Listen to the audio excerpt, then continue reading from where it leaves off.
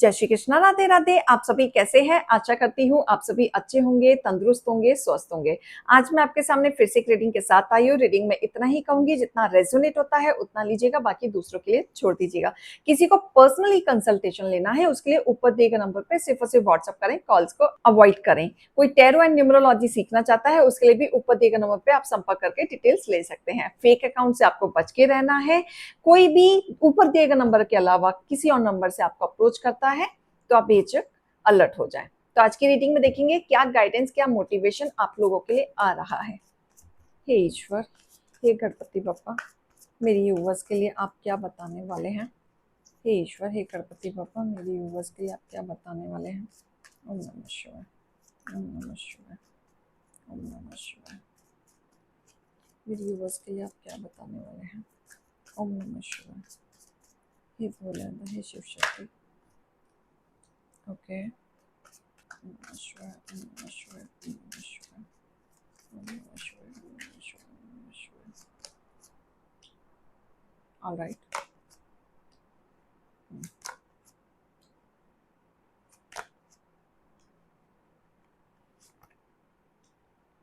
Okay,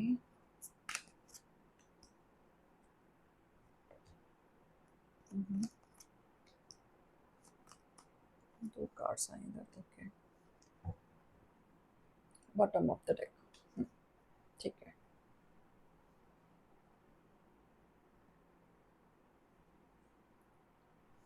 ऐसा दिख रहा है ना जैसे आपकी हंसती खेलती लाइफ में जबरदस्ती कोई तीसरा बंदा घुसा हुआ है।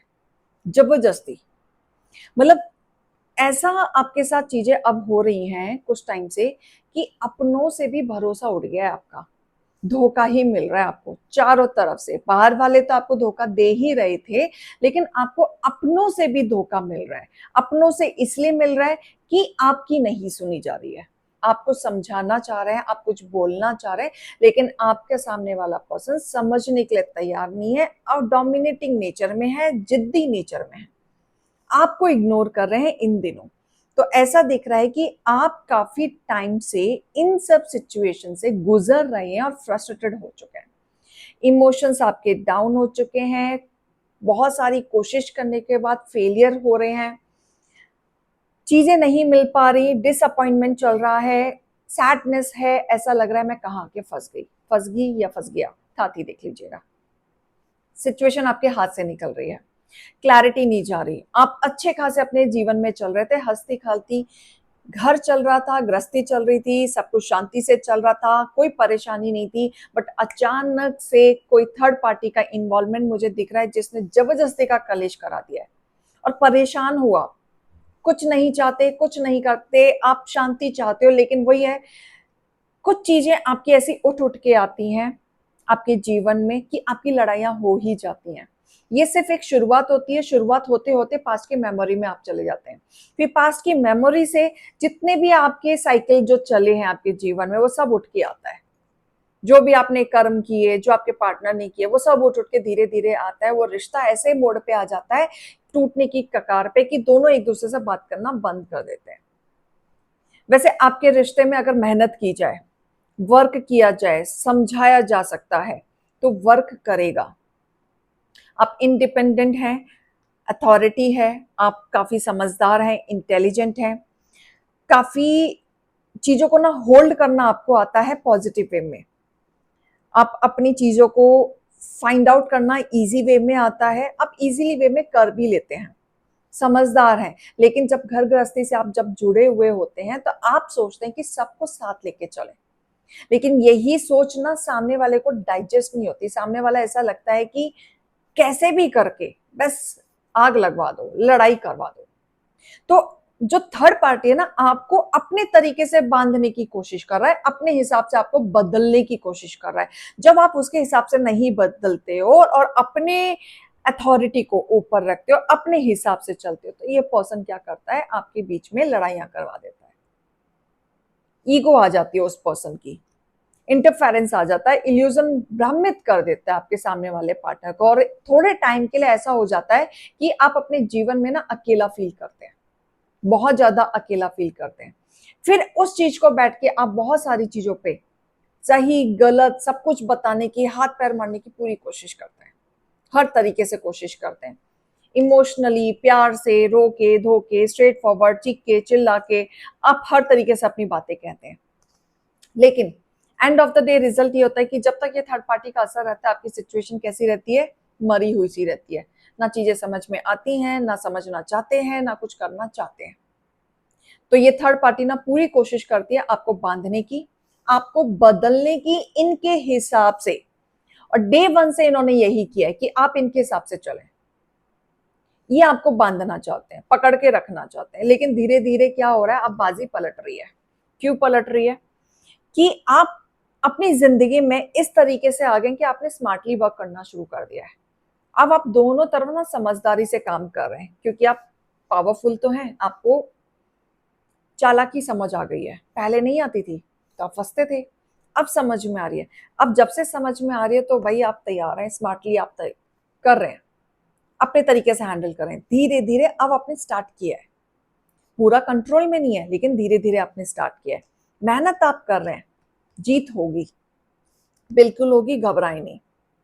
आपकी ही जीत होगी। जैसे भी सिचुएशंस आप गुजर रहे हैं, गुजरते रहो, शांति रखो, समझदारी से काम करो। आपके जीवन में फिर से एक नई बिगनिंग होगी जो खत्म हो गई थी, जो आप चैलेंज फेस कर रहे थे, जो आप हर चीज में ऐसे दुश्मनों को झेलते झेलते, पार करते करते निकल रहे थे, कि आपके जीवन में फिर से एक न्यू बिगनिंग होगी, शांति होगी। आपके इमोशंस जो खराब हो गए थे फिर से जुड़ेंगे, अनकंडीशनल लव होगा, प्यार होगा, चीजें आपकी क्रिएटिविटी में बढ़ेंगी, न्यू रिलेशनशिप भी आपका इंक्रीज हो सकता है, या कोई नया ऑफर आ सकता है। तो आगे बढ़ते हुए दिख रहे हैं। पास्ट में जो हो गया उसको ना बीच बीच में लाएं।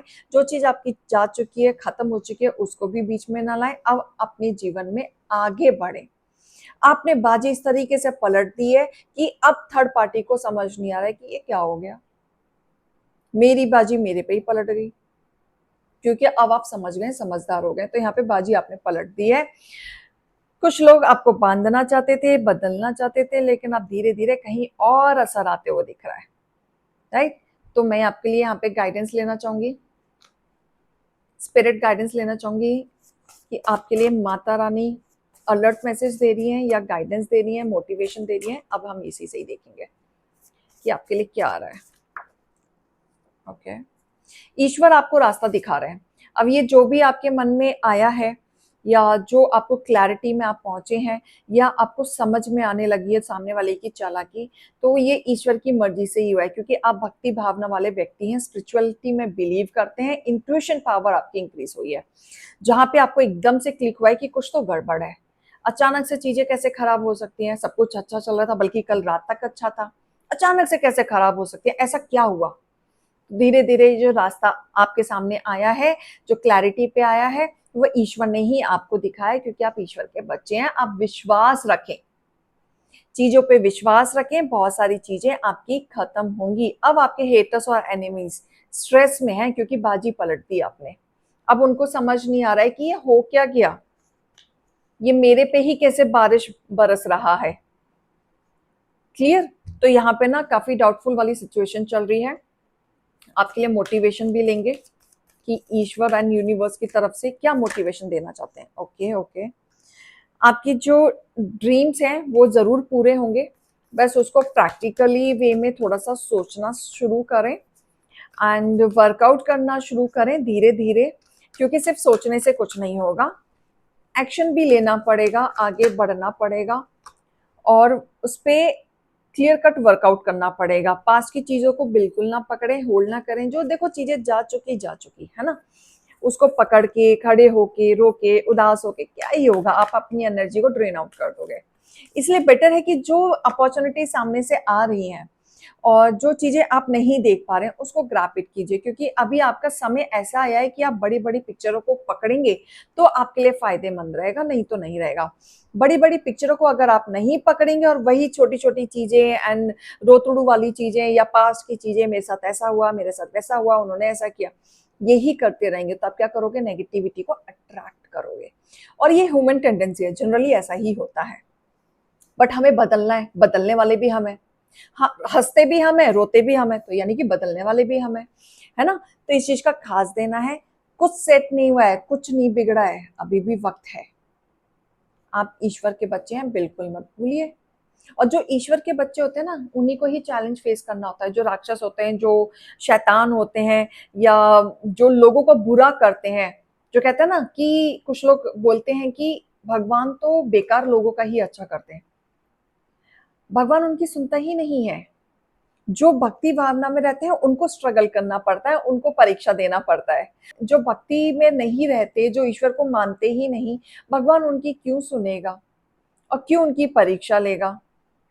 तो आपकी अगर परीक्षा हो रही है तो समझो कि आप कितनी प्रिय हो अपने ईश्वर के, राइट? तो डिमोटिवेट नहीं होना है, आगे बढ़ना है, कार्य करने हैं। बहुत कुछ आपके जीवन में आ रहा है, जैसे पाथ पे आप चल रहे हो, बहुत अच्छा चल रहे हो। तो ये रीडिंग और गाइडेंस को लीजिएगा। अभी मैं चलती हूँ, राधे राधे।